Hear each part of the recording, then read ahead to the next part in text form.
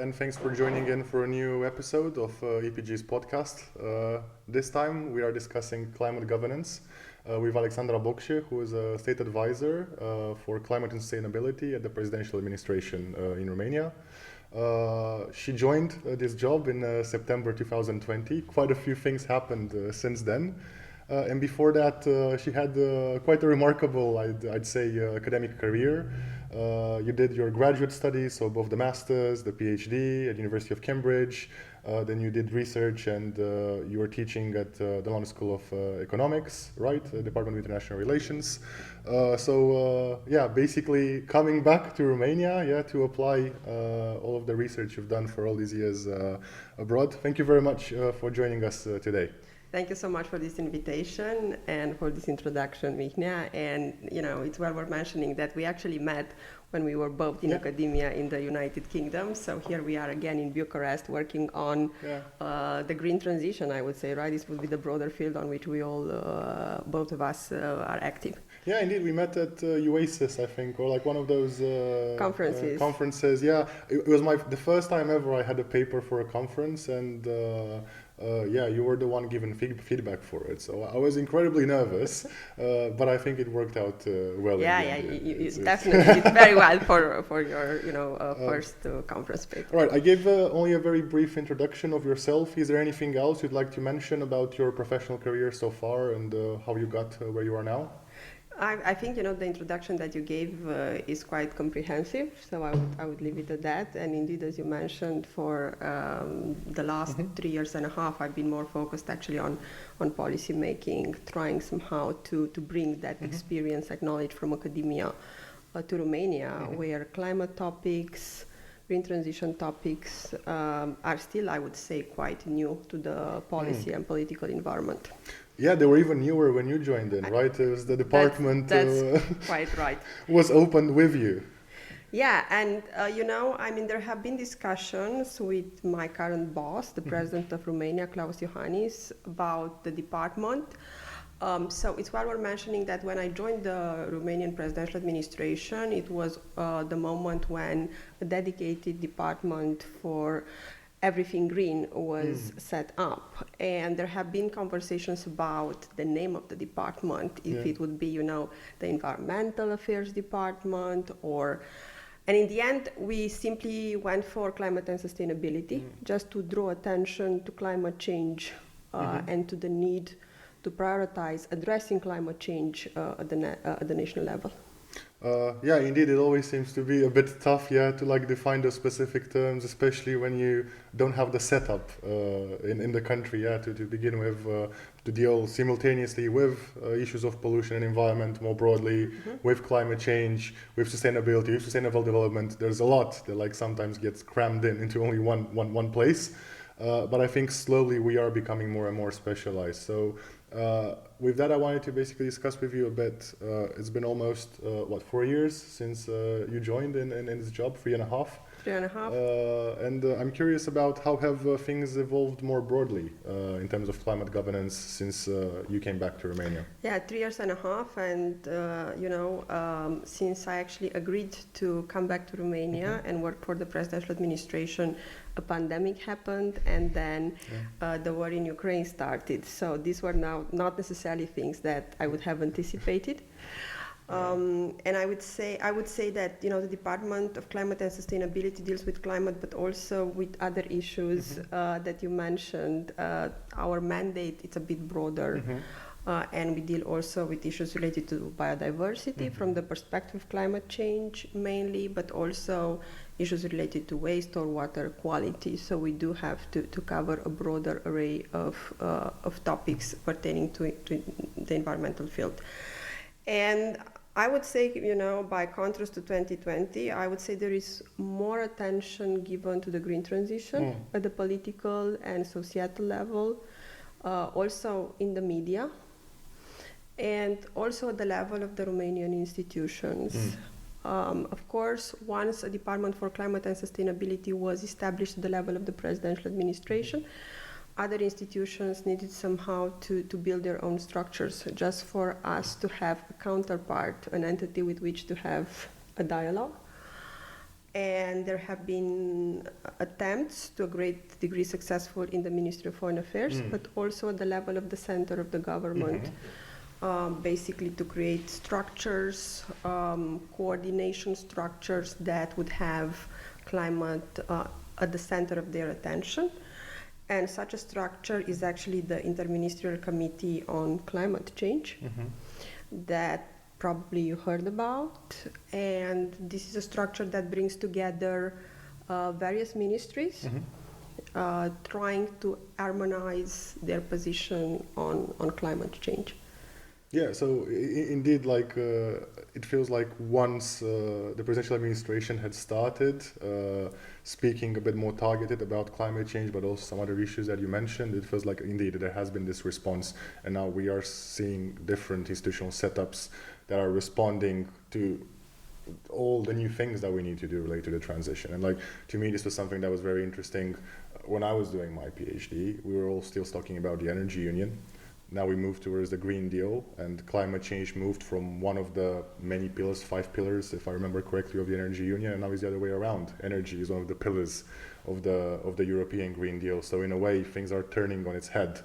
And like, to an extent, I feel like the institutional setup has adapted, but do you think we have sufficient mechanisms for dealing with climate governance right now, or are we still some way to go? So one of the first steps was indeed to make sure that there is more coordination between different ministries, and setting up this particular committee on climate change was, I would say, a very good move, because it also helps socialize different ministries with the green agenda. I mean, of course, you had the Ministry of Environment, the Ministry of Energy, that already had a focus on this area, but I think it helps bring the topic closer also to ministries like the Ministry of Agriculture or the Ministry of Transport. And at these meetings we also have the Ministry of Education, the Ministry of Labor, and this is very important. But of course we do lack, I would say, a stable body of experts that would engage in analysis, policy making, strategy development. I think this is lacking. Of course, at the level of the CISC, this committee, Interministerial Committee on Climate Change, we do have ministers and deputy ministers attending, as well as technical staff who specialize at the intersection between climate and transport, if you are talking about the Ministry of Transport, for instance. But at the same time, we do need this core of experts that would be, very helpful to have somewhere at the center of the government. But do you feel this is a problem about public administration in Romania more broadly, irrespective of topic, or is it more pronounced when it comes to climate change? I mean, clearly, I think if we are, honest with ourselves, we are lacking expertise in-house at the level of the central government on various issues. I think climate change, or the issue of climate change, makes things more complicated because it's a relatively new field.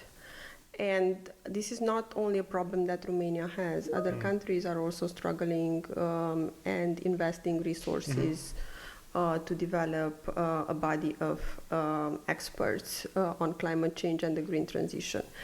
And this is also a field on which we have to constantly learn. When we talk about climate strategies, we are talking about the use of certain technologies. We are talking about the price points of those technologies.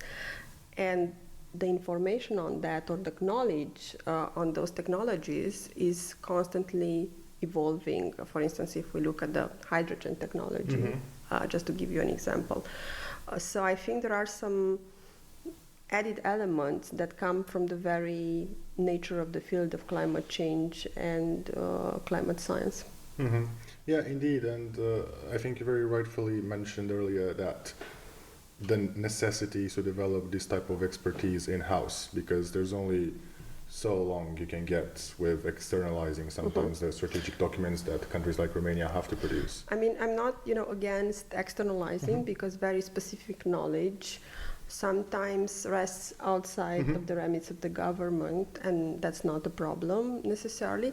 But I think it's very important to have a body of experts that would know what to ask from a consultant, to be able to engage in a consistent dialogue with a consultant, to push back when maybe some recommendations are not suitable. So when I refer to a body of experts, I'm referring to somebody that would be able somehow to have a dialogue with experts from outside that might have more particular knowledge on a particular technology or climate issue area. But I think to an extent this is something that you've done very well ever since you arrived in your current job, which was to try to identify the Romanian experts that exist and that are active in different fields, right? And like you found, I think, that there is for quite a few of them. I think, of course, at the level of the presidential administration, we have set up different working groups, and we had identified experts. And of course, I also used my academic connections and previous work experience before coming to the presidential administration to tap into different networks of experts. And I would say the presidential administration has a consistent dialogue with experts. But this dialogue, of course, needs also to be developed by the government in relation to experts.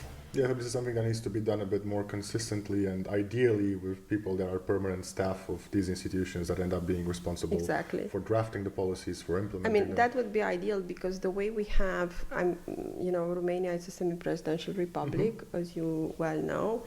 And the technical knowledge is supposed to be placed with the government, and the government is supposed to send us the technical files, to send them to the presidential administration, and then we would, have a look over those files and then inform the president. So that's why it's important to have a technical, strong body of experts in the government, because of course, when we talk about different strategies, like the long-term strategy, for instance, the Romanian presidential administration was very keen for the government to draft and adopt as soon as possible such a strategy, because the responsibility for the long-term strategy was always with the government. But beyond actually, pushing, demanding for the strategy to be robust, to be completed as soon as possible, of course, in completing the strategy, the responsibility was with the government. So what we can do within the remits of the mandate of the president is to basically, to give a push, to give a direction, but the actual completion, it's supposed to rest with the government. Yeah, no, it makes perfect sense. They're the ones that have the capacity, the administrative capacity, or should have it, to implement all these things. I'm not going to make you comment on this, but like from my perspective, I think that over the past 4 years, we have seen that increasingly more in like key ministries, we are seeing more and more leadership that is more ambitious when it comes to climate change, adaptation and mitigation, has started like trying to figure out how Romania can be a more active player in this. I feel like things are still changing too slowly, but they are changing. So like I think to an extent we are having a different conversation today at a different level than we did some years ago. I agree. I think the topic is on the radar of ministries. I think also the Interministerial Committee on Climate Change has helped, and this is a structure in which the presidential administration is very much involved. It has been set up as a result of a recommendation coming from the presidential administration. The presidential administration attends every meeting. And when certain meetings fail to happen regularly, we also ask for meetings to happen.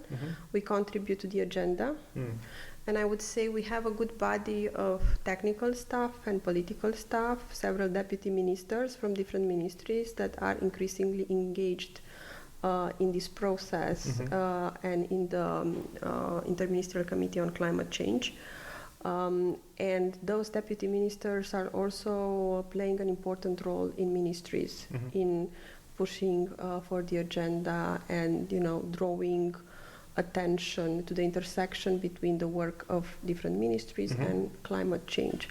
I would say it's a socialization process that takes place out of the interaction with the European institutions, sometimes out of the interaction with other policymakers at events like the COPs. But also as a result of the socialization and interaction that takes place at the level of the Interministerial Committee on Climate Change. And I think, this is a structure that actually meets regularly every month. And it's also one of the few committees set at the level of the Romanian government that has yearly priorities and a system of monitoring those priorities.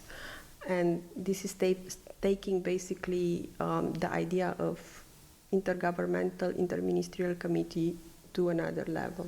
But how effective do you feel this has been? Like, have ministries very quickly adapted this new setup? Has it been a learning process? So there have been, very concrete deliverables out of the work in this committee. For instance, a lot of the consultation around the long-term strategy. Once, you know very well that there has been a consultant that actually proposed a draft for the long-term strategy, and then we had conversations in the CISC, in this committee, and greatly agreed on a certain scenario, neutrality by 2050 in the CISC, and then there have been additional conversations in the margins of CISC. Now we are also discussing the adaptation strategy, which has been available in draft and has undergone an environmental impact assessment for over a year right now. We have conversations in CISC about this strategy. Also, we had coordination action on, better communication about climate change, meetings with the directors of communication in different ministries, and I would say that now ministries communicate more on climate change than they did in the past. So yes, there have been, some concrete actions that were taken as a result of the coordination in this structure. Oh, but this is very encouraging to hear because, sometimes from the outside it's difficult to understand precisely what's going on. Yeah, I think sometimes it's difficult, things happen, and it's hard to figure out how they come to happen. Yeah. But this structure, the committee, I think, is behind many good things that happen on climate in Romania. Fantastic. Do you happen to know if this type of model of interministerial cooperation was inspired from other best practices examples elsewhere, or have the Romanian stakeholders looked at what's being done right in other geographies and tried to adapt it here? So if I well remember, basically, as I mentioned, it was an idea that came up at the level of the Presidential Administration, and it was discussed with Prime Minister Ciucă and the team of Prime Minister Ciucă 2 years ago, because this is a structure that was formally set 2 years ago, although the discussions regarding it have preceded the moment of setting it up. And it came out of the observation that we made that ministries are not coordinated. And it was not only about the Ministry of Environment and Ministry of Energy, but the Ministry of Environment was always pointing out towards the fact that the Ministry of Transport or the Ministry of Agriculture need also to be part of the climate change policy-making process. So basically it kind of, started from a need, an observation, a lack that a shortcoming that we had at national level. Yeah, we observed in our own work that when it came to the first national energy climate plan in Romania, the transition pathways that were drawn there for industry, for transport, to some extent for buildings, were unconvincing, and then for the agricultural sector it was completely missing. And now we've seen this change a bit with the long-term strategy, and we feel that slowly those ministries are starting to speak about climate change. We still think that it's about time that each of them took a bit more charge of what transition pathways for both climate change mitigation and adaptation look like for their sectors, and then based on the strategic visions for each of those sectors, we can combine them in the larger integrated planning that Romania does. But yeah, there's always things to improve. Yeah, and like that's that's partly what we're here to do, which is to make this type of recommendations.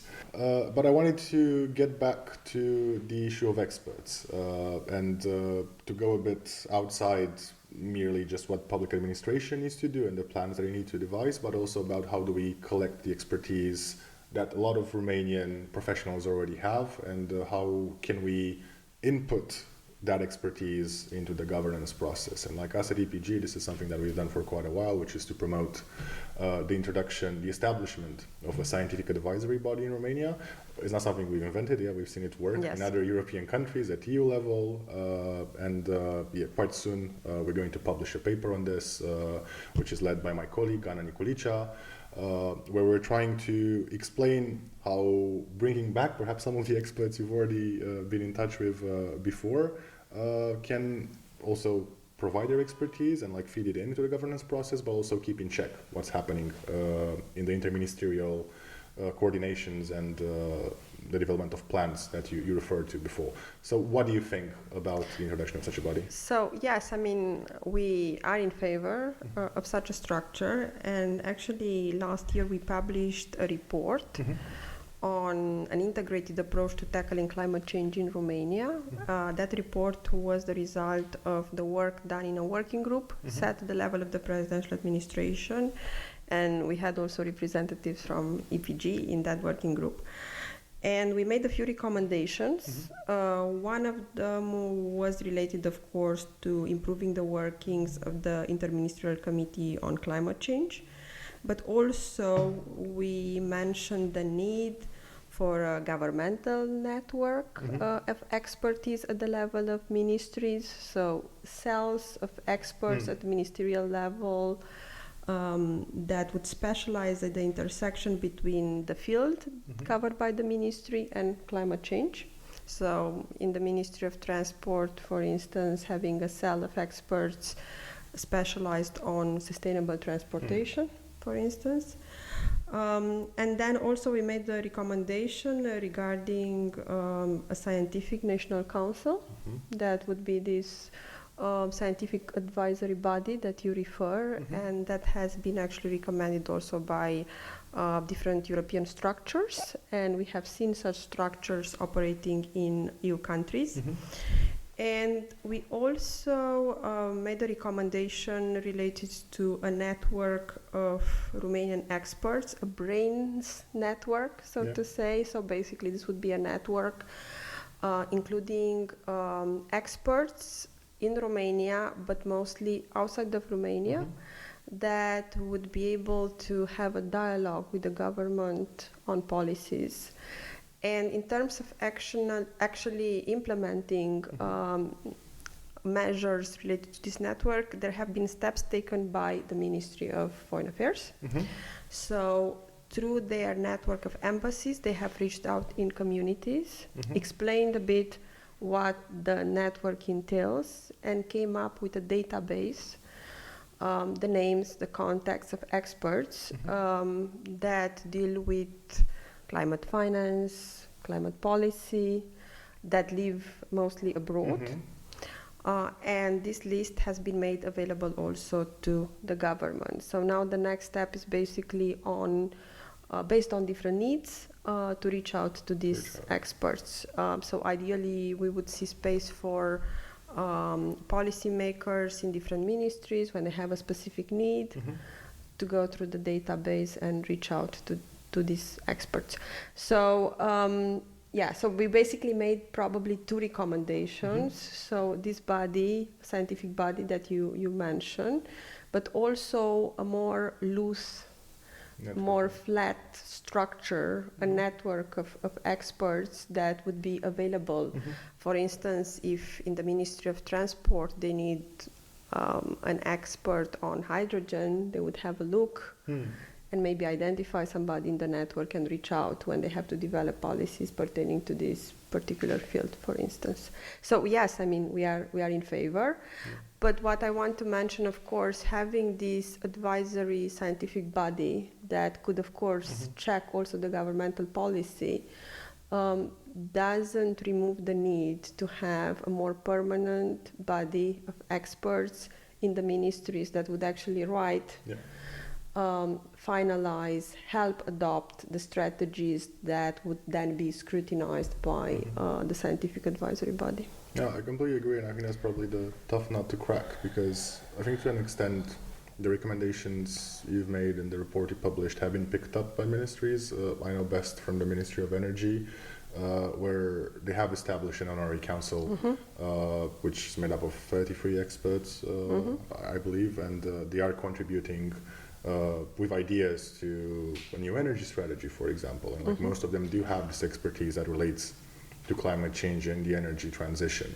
But as you mentioned, at the end, all they can do is make recommendations, and it's not even that the ministry lacks experts, because I think that the Ministry of Energy does have some very good professionals working in the field. It's just simply that at times there are not enough of them. Like there's simply not enough manpower under the same roof, like having the time and capacity to dedicate to everything that's coming.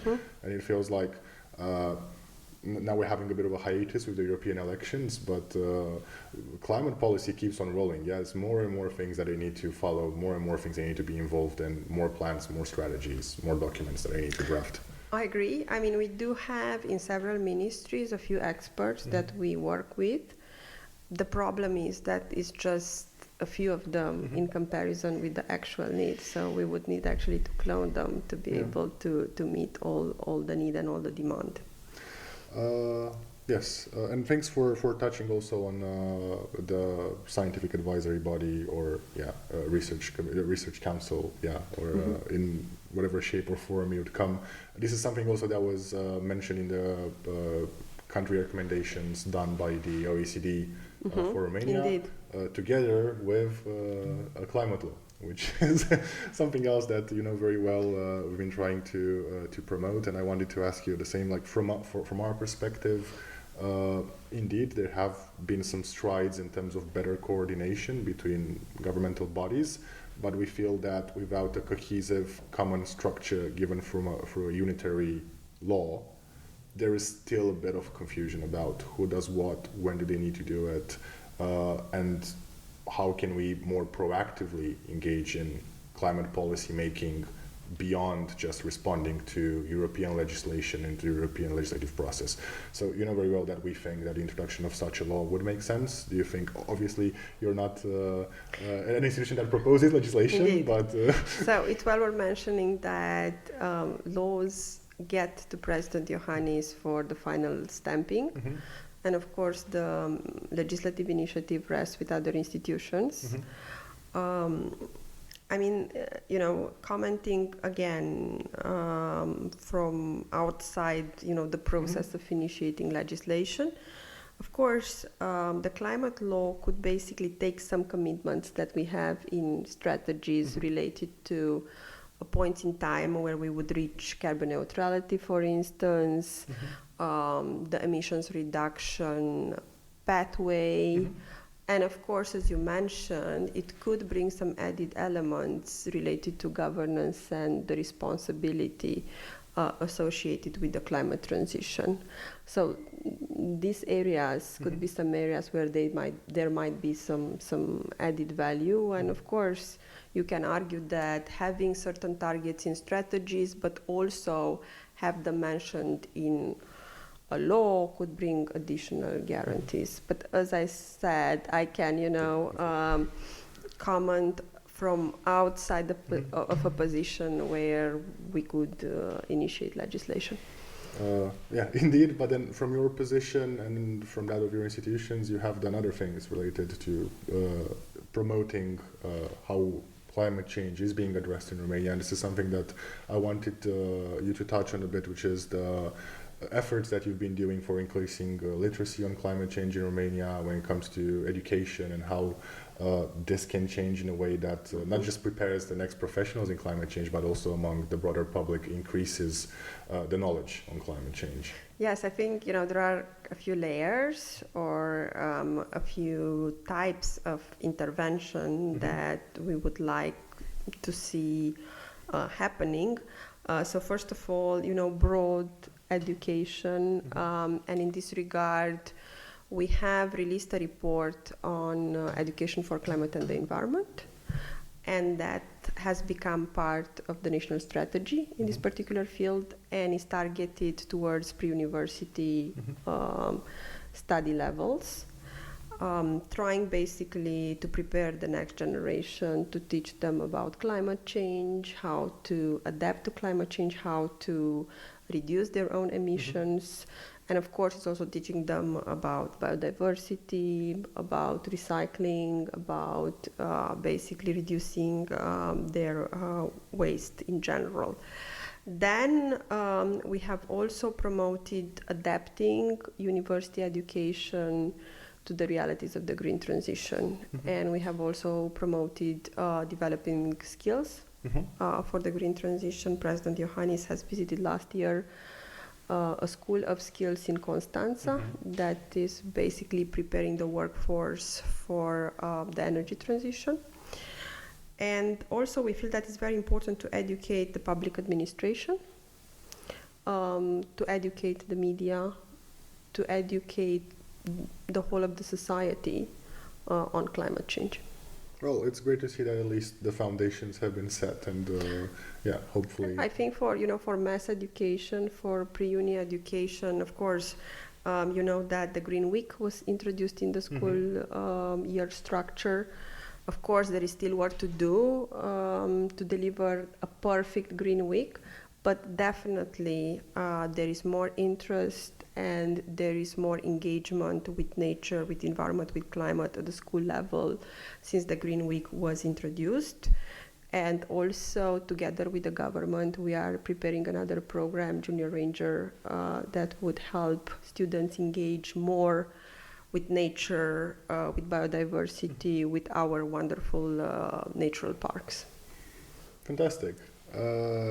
So for the last part of the podcast, I'd like to leave the domestic side a bit aside and then focus a bit more international climate policy, because it's something that we never speak about enough, I feel, which is how Romania is involved in the UNFCCC process, how is it involved in international climate negotiations, what could we do better there. It's still something that we know what Romania does in relationship to the EU, we know what Romania does domestically, but very rarely about how international engagement looks like. So from your experience, how has this been going over the past few years? I think, as you know, that we are increasingly more engaged. We are definitely more engaged when it comes to the high-level events. President Iohannis has attended the last COPs. He's very committed to international processes and climate diplomacy.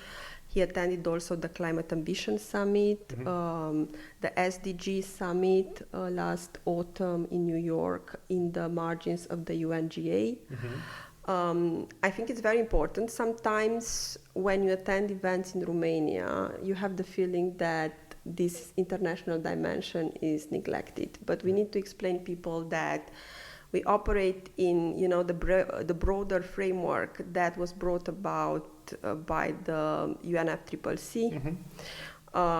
Also, when we look at, Fit for 55, the package, the legislation and policy package, we need to bear in mind that the decision on the 55 was taken in the European Council, where Romania was represented by President Iohannis. Yep. So it's very important to be part of international negotiations at the highest level, to be part of the group of people that actually set the broad trends and direction that then impacts national policies. And I would say also our involvement at the level of head of state in the COPs over the last years has been increasingly more extensive. We took initiatives and we organized events at the level of head of state and government on education, for instance. In Egypt, we had a very broad program at the level of head of state last year in Dubai with different engagements, including with non-state actors, including in more technical events on climate change mitigation, for instance. So I think the trend is a positive one.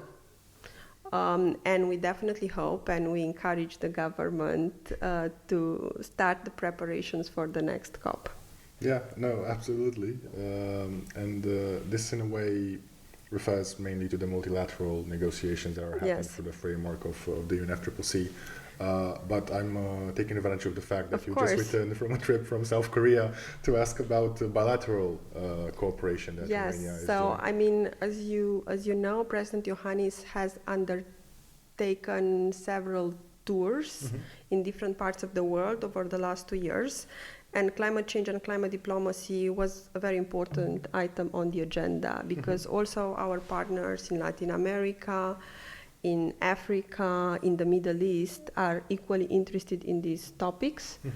In the discussions that took place in South Korea, there has been a lot of focus on research, development, deployment of green technologies, low carbon technologies, because as you know, Korea is a country that has invested a lot in tech, in researching technologies, manufacturing technologies, deploying technologies.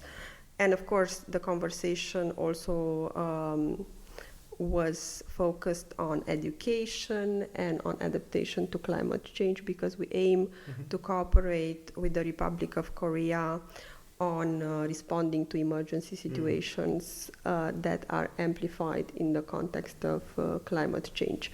But in addition to Korea, I would say, and I want to mention that also when President Iohannis went to Brazil, we closed a memorandum of understanding with Brazil and an agreement on biodiversity and forest protection, because that's an area of common interest, and we felt that we can learn from each other.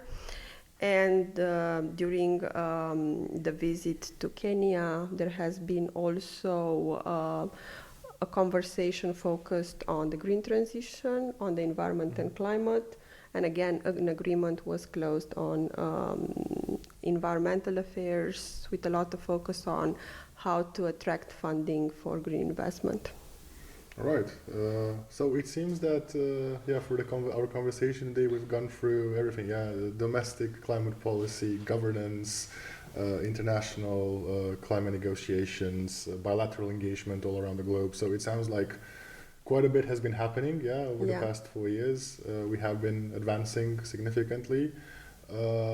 Hopefully, we will beef up the internal administrative capacity to actually be able to be part of the technical discussions that are happening. But I think it's okay to say that we have made some positive progress, over the past year. So, not sure if, towards the end of the podcast, you'd like to make some final remarks. If there's anything you didn't get to touch on, or that you didn't feel was clear enough, stated. No, thank you for all the questions. And what I would say is that, of course, we feel that it's very important to have different actors involved in climate policy making and in the green transition. And we also feel that think tanks play a very important role. And I want to, thank you and thank EPG for the role that you play in the green transition in Romania, for all the studies, all the work, all the seminars and the summer schools. And I think that helps a lot in pushing forward the green transition. So thank you. Well, that's very, very nice of you to say, and for us to hear. And obviously, that's what we're trying to do, which is to try to be useful. And trying to calibrate this can only be done together with state actors. So thanks for the past collaboration as well, and thank you for joining us today. And hope to continue this type of conversations in the future as well. Thank you for the invitation.